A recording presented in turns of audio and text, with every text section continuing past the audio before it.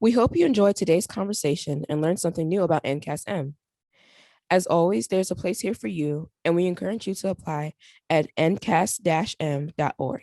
Welcome to Again, that is NCAS-M, students, scientists, and stakeholders.org, where you will learn all there we is hope to to see you know soon. about NCAS-M.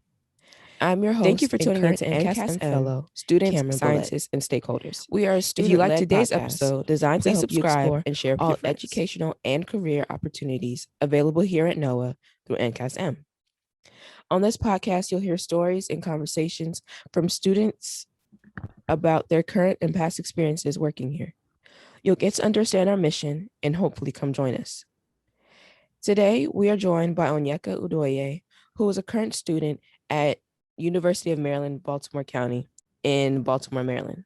Onyeka and I spent about the entire summer during our NCAS-M summer internship program at Howard University's Beltsville campus. Onyeka, welcome. Thank you. Happy to be here today. And just before we get started, I just wanted you to let the audience know what your major was at the time and currently is. Okay. At the time was summer 2019, I believe, and my major was biological sciences on the pre-medical track, and it has stayed the same. I just added a minor in law and justice to it, so I'm still a bio major since then. So how did you first hear about NOAA? I heard about it from one of the faculty at my school, Dr. Belai Demos, and he just told me about it. It was like there was an opening at Howard under the depending on the kind of research that they were doing, and I had spoke about how I was interested in research before. So he sent me the application and put me in touch with a couple other faculty, and yeah, I got the position after applying and sending out my resume. So you mentioned that you enjoy research. Did your project have a lot of research to go along with it? Yes, my project was focused on it was a research project, but it focused on PM 2.5, particulate matter 2.5, and like aerosols in specific neighborhoods. So I looked at in the Baltimore, Washington area in comparison to places like Richmond, Virginia, or Alexandria, basically just comparing more polluted areas to less polluted areas and trying to come up with one, the reason why the discrepancy was there, and the second question we try to answer was if there was a trend. And by trend, I mean like in the past 10 years, have the pollution rates stayed the same? Have they increased? Have they gone down? Or we see different rates in different areas? And what did you conclude on your project? We concluded that pollution as a whole is decreasing in every area that we looked at. We were taking major cities. So I said that I had looked at Baltimore and compared it to Richmond or Alexandria. But in every city that we looked at, pollution went down for sure in the last 10 years by a high rate. And secondly, we noticed that these areas are more polluted than those other places we looked at. For example, DC has the highest population rate compared to somewhere like Gettysburg. And the reason we try to come up with was DC has a lot of major airports, so it's always a lot of flights. It's a lot busier than other cities that we looked at. So we would just try to put two and two together as to why it would be that polluted. Things like how the city was planned, transportation in the area, people commuting or sharing rides. A lot of all that stuff goes into how much pollutants they have in their air. And would you say that you enjoyed this internship or didn't enjoy it? Were you indifferent? Did it teach you maybe that you didn't want to go in a specific field or area? I would definitely say that I enjoyed it, and it also like set the stone for me in regards to research. That was actually the first research internship or experience that I got, and I was able to have it as an experience, which allowed me to gain more. And I got exposed to coding a little bit. As a bio major, I never had to learn or practice that, but the internship had me, I had to code to make up like graphs and tables, charts like that. Mm-hmm.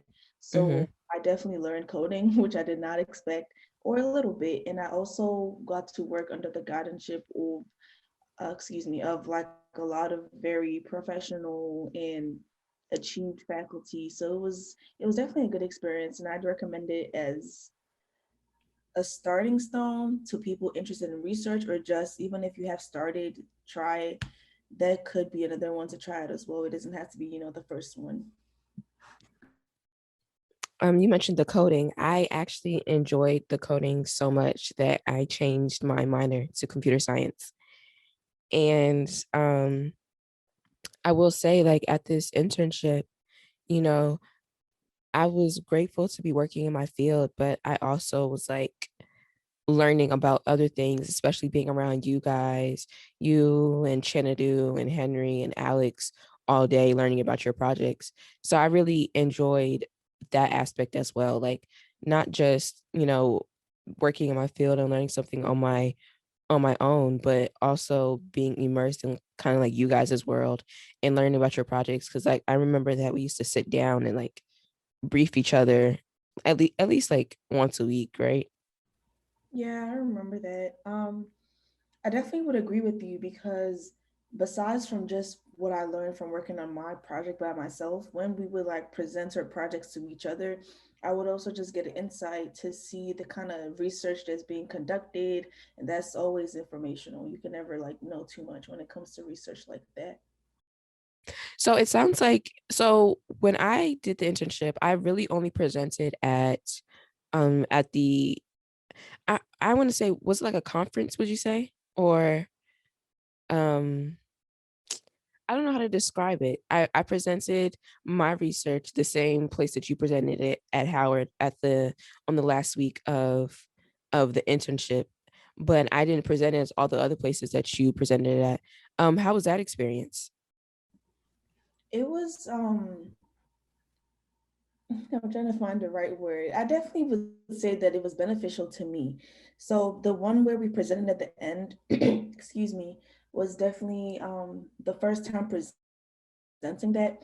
But the fact that the research was so relevant, I could just continue to tell people about it. And every time I would have a captivated audience, it just showed me the extent of the work that I actually did, because I felt like that was my first time researching, so I didn't know like you would just use one research and you could talk about it so much times. And I presented it like 4 or 5 times, and every single time I got that, wow factor or such a interest from my audience that um kind of had me excited. I felt like I was doing the research all over again, and they were all beneficial. I don't know if I could say which one was the most beneficial. From there, I got like, oh, you should come to this university for this summer program. We're working on this, or I would just get like business cards or invites to certain things that would be related to the research I was working on.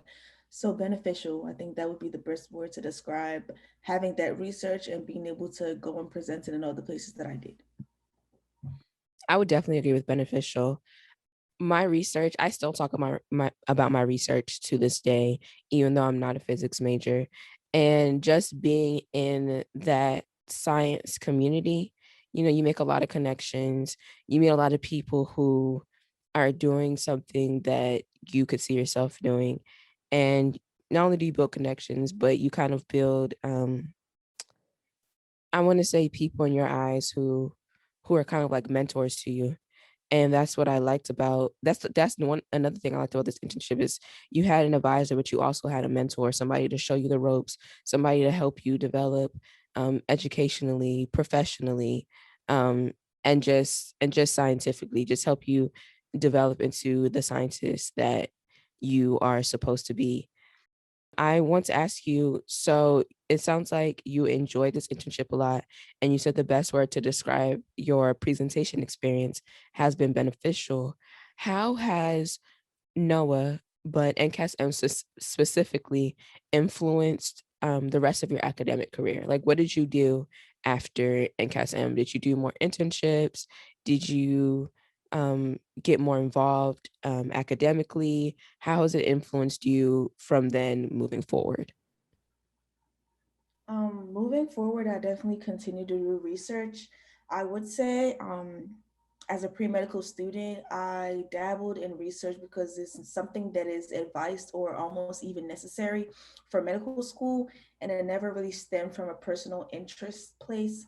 Um, that being my first research experience, I got a couple more more semesters in, and I currently don't do any more research, just because I've had my fill with it, and now I want to focus on things that I actually am interested in. But the project that I did after NCAS-M was another environmental science. I worked with the faculty here at UMBC who was from the Department of Environmental Sciences and Geography, and we worked on um, studying food webs in your home, but of arthropods. So the insects that are in your house or in, a modern day home, just studying like how do they get in there, how do they survive there, because we definitely don't feed them, what kind of food webs have they established to keep them, which ones are predators, which ones are prey, what is their sustenance, things like that. And it kind of tied back into um, my NCAS-M experience, because that was also environmental science research. Even though I'm a biology major, I just somehow continue my research in environmental science.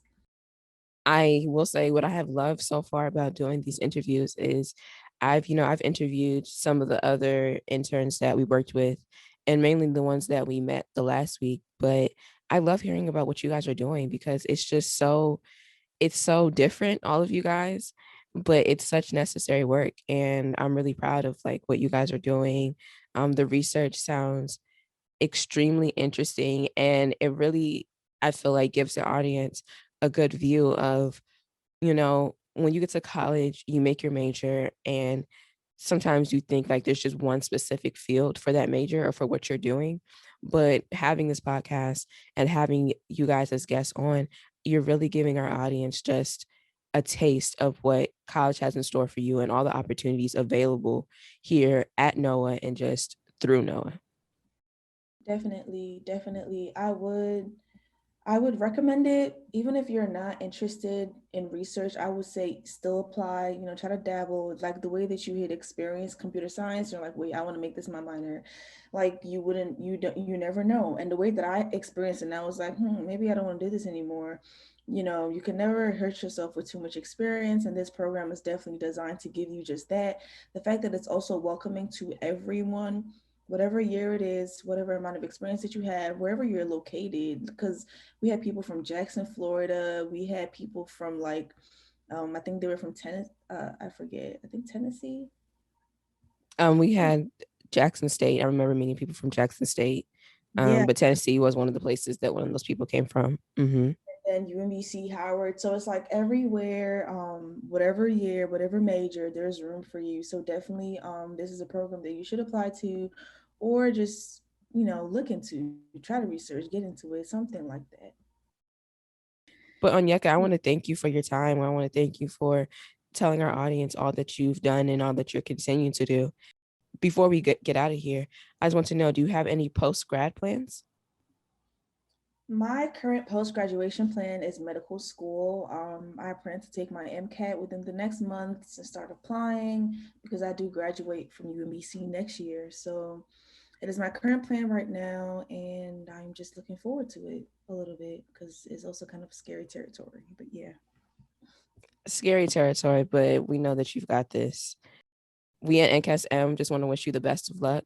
We want to thank you for coming onto this podcast, and we're looking forward to you being in medical school. New doctor on the horizon. We love to see it. Thank you. I appreciate it. And congratulations on becoming a fellow. Good luck with the podcast moving forward as well. Thank you so much. We hope you enjoyed today's conversation and learned something new about NCAS-M. As always, there's a place here for you, and we encourage you to apply at ncas-m.org. Again, that is ncas-m.org. We hope to see you soon. Thank you for tuning in to NCAS-M, students, scientists, and stakeholders. If you liked today's episode, please subscribe and share with your friends.